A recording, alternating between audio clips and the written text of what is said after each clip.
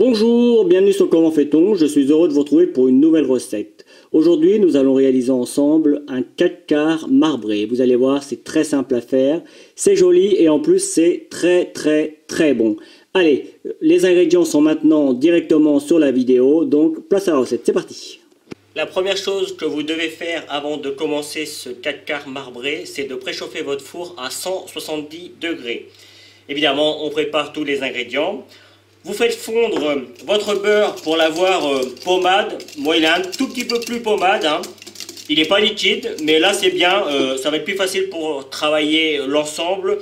Et puis, le temps qu'on mélange tout le reste, il va avoir le temps de reprendre un petit peu. Donc, dans un premier temps, on prend le sucre en poudre avec le beurre et on vient mélanger tout ça. Alors, évidemment, si vous avez un petit batteur avec un fouet, allez-y au batteur, ça se fera tout aussi bien. Et on mélange pendant une petite minute. Le but du mélange, c'est d'obtenir une préparation un petit peu crémeuse et qui a blanchi. Là, c'est ce qu'on veut. On va prendre maintenant les œufs. Alors, pour un moule, je vais vous montrer mon moule. Voilà, c'est environ 4 personnes, hein, c'est un petit moule. Je vous donnerai les dimensions sur la vidéo. Il faut la recette pour 150 g de beurre. Donc comme vous savez, le 4 quarts, c'est 150, 150, 150, 150. Et c'est valable également pour les œufs. Donc pour les œufs, 150 g, ça correspond environ à 3 œufs moyens. Vous voyez, j'avais 3 œufs et ça tombait juste pile poil pour 150 g. Donc le but, ça va être de les mélanger. Moi, je les mets jamais tous d'un coup. Je les mets toujours un par un.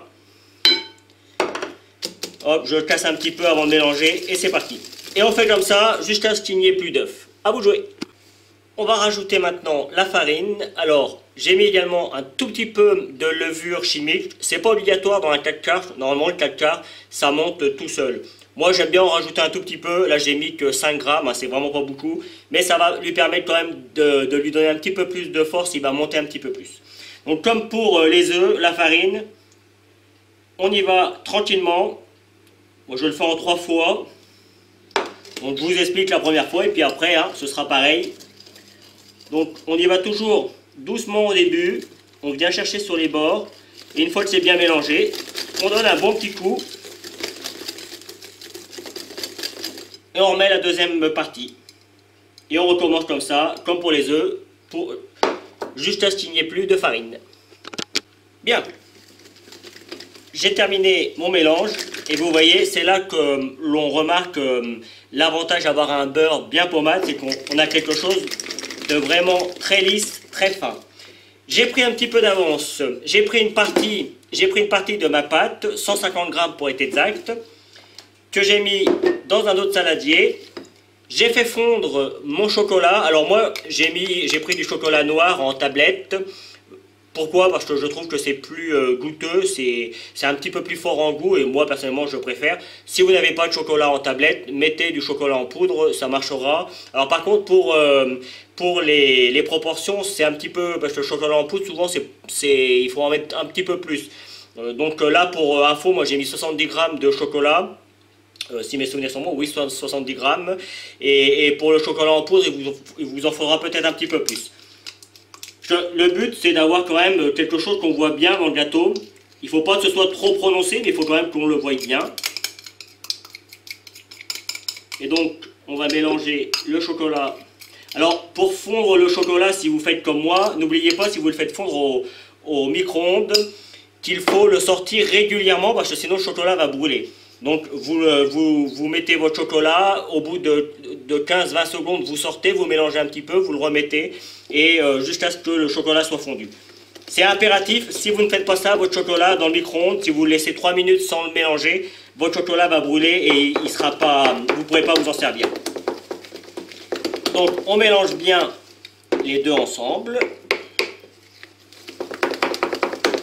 Si vous ne voulez pas avoir le problème du chocolat au micro-ondes, vous faites fondre votre chocolat au bain-marie.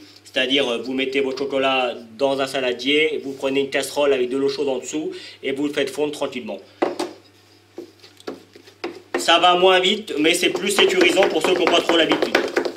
Pour ceux qui ont l'habitude d'utiliser le micro-ondes, franchement, je vous conseille d'utiliser le micro-ondes, c'est quand même plus rapide. Voilà, maintenant, je vais mettre mes deux préparations dans des poches différentes, et puis il ne nous restera plus qu'à faire le petit montage. Voilà, j'ai mis ma caméra un petit peu plus haute pour qu'on voie bien ce que je fais. Alors, comme vous pouvez le voir, j'ai mis du papier sulfurisé dans mon moule pour que ça se démoule plus facilement. Le calcaire a toujours tendance à accrocher un petit peu et quand on veut le démouler, ça a toujours tendance à casser un petit peu, c'est pas drôle. Donc là, j'ai simplement beurré un petit peu mon moule avant de mettre mon papier. J'ai découpé le papier à peu près, hein, c'est vraiment pour que ça facilite le démoulage. Et j'ai rebeurré, une fois que le papier était mis, j'ai redonné un coup de beurre sur mon papier pour que lui aussi se décolle bien une fois fait. J'ai donc mis, comme je vous disais, mes crèmes dans des poches jetables. Alors bien évidemment, si vous n'avez pas de poche comme moi j'ai, vous pouvez très bien le faire avec une cuillère. Le marbré sera un petit peu moins joli, mais ça marchera quand même, hein. Là c'est vraiment pour avoir, c'est plus pratique et puis c'est pour avoir quelque chose de plus joli. Donc on va commencer à mettre une première couche de normal, tout simplement, vous voyez. Première couche de normal. La deuxième couche en chocolat. Et là, je vais la mettre, vous voyez, juste. Hop. En long, comme ça. J'en mets une couche.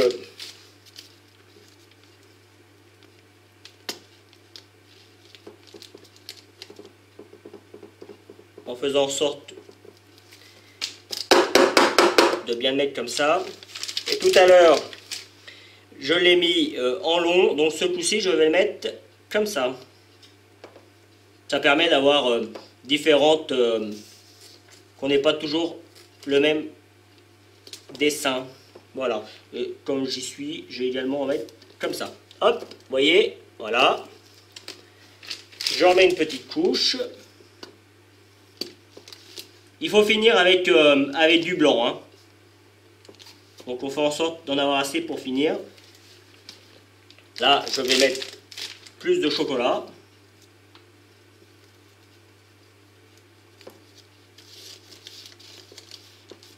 Vous voyez, hop. Ce que je vais faire, hop. Il y aura une couche un petit peu plus épaisse.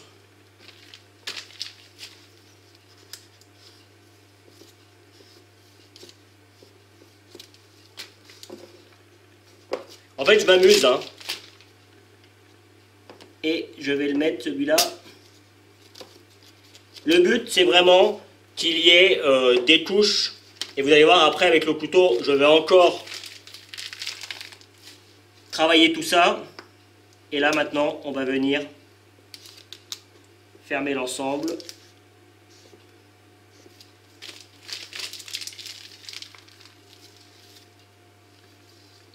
Je vais être un petit peu juste, en cherchant bien. Moi personnellement je ne mets pas de crème au chocolat dedans, parce que, dessus je veux dire, parce que tout simplement je trouve qu'après le chocolat cuit un petit peu plus et le dessus est un petit peu trop dur. Personnellement moi j'aime pas ça, mais après libre à vous, si vous en reste un petit peu de chocolat vous pouvez le mettre par dessus. Je vais juste étaler dans un premier temps pour qu'il y en ait bien partout.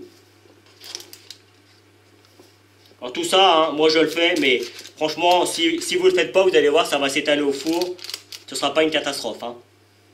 Hop. Et simplement, alors soit là, du coup j'ai une petite spatule, ça marchera également. Vous voyez, je fais comme ça, hop. Je retourne, hop.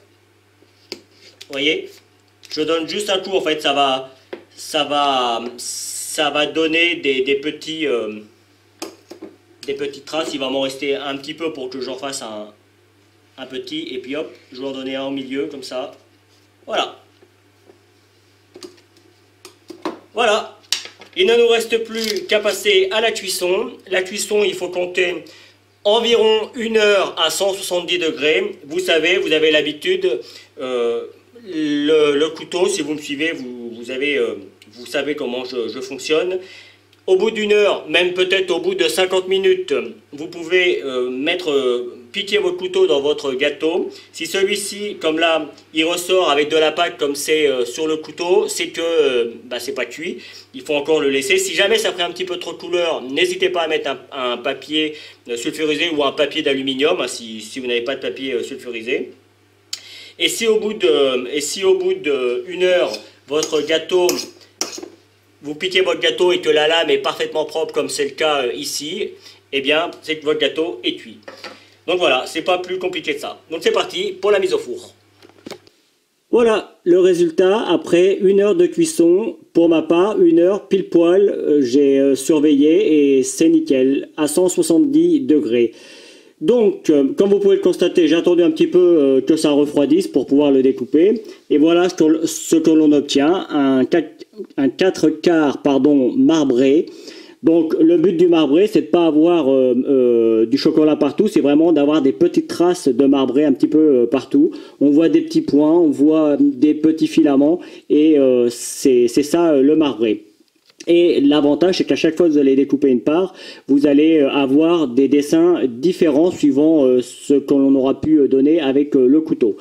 Donc voilà, j'espère que cette nouvelle recette, qui vous l'avouerez est vraiment très simple à réaliser, vous plaira.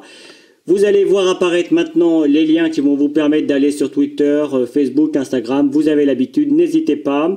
Et puis juste après, je vous donne le lien qui va vous permettre d'aller sur mon site www.commentfaiton.com où vous retrouvez l'ensemble de mes recettes. Évidemment, le lien pour vous abonner si vous ne l'avez pas encore fait. Et je vous donnerai 2 autres recettes de gâteaux tout aussi simples à faire que celui-ci. Je vous donnerai pas la recette du cacar classique, puisque vous l'avez sur le coup. Si vous voulez un cacar classique, il vous suffit de faire la préparation initiale sans mettre de chocolat. C'est pas plus compliqué que ça. Voilà, à bientôt sur Comment fait-on. Vous pouvez vous abonner maintenant soit ici dans le coin. Allez sur mon site internet où vous retrouverez toutes mes recettes et puis consultez les 2 vidéos qu'il y a ici qui correspondent à des vidéos que soit je vous ai données dans la recette, soit qui correspondent à la recette en question. A bientôt sur Comment fait-on.